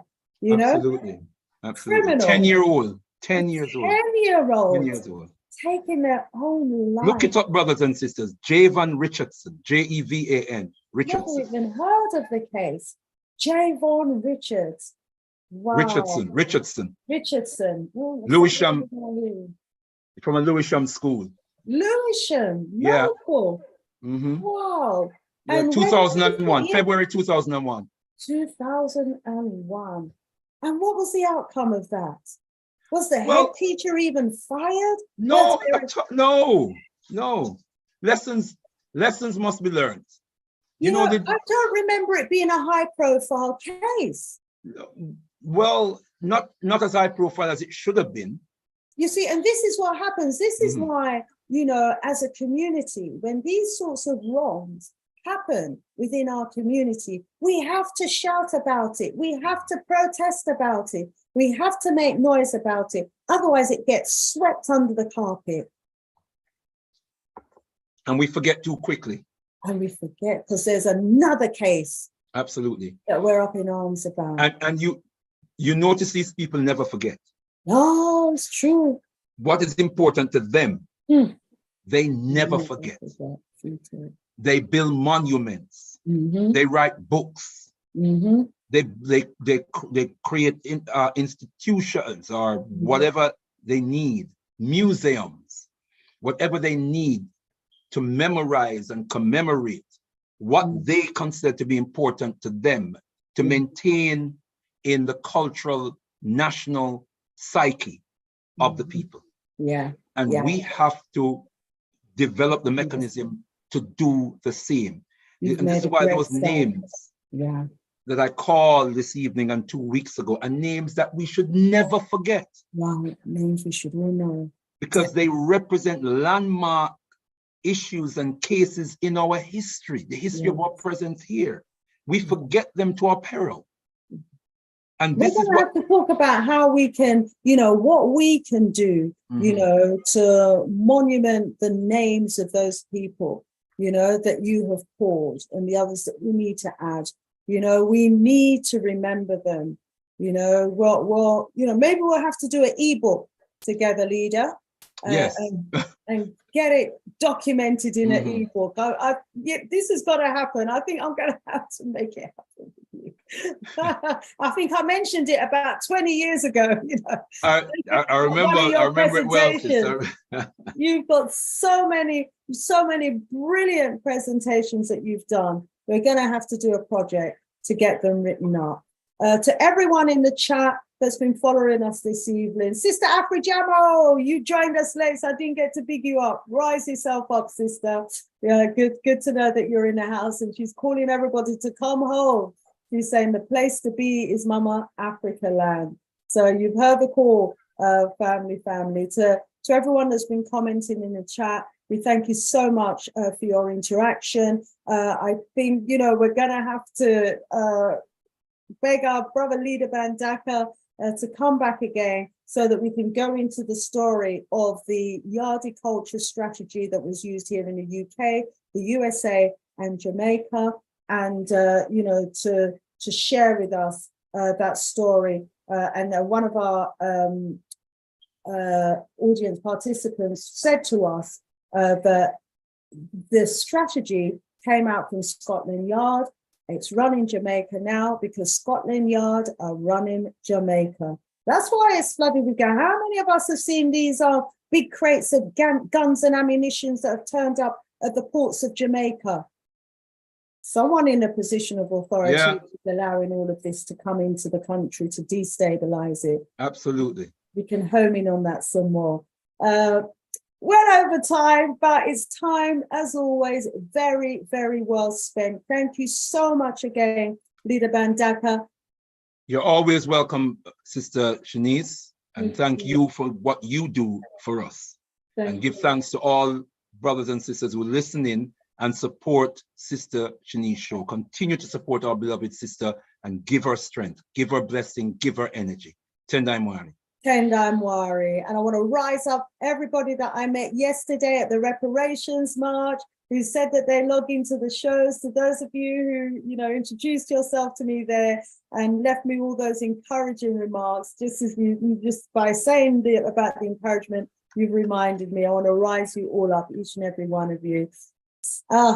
Sister Shanice, out of here for now. Thank you again, Ldr Mbandaka. Thank you. You're welcome, Sister Family. Thank you so much. We look forward to you rejoining us again.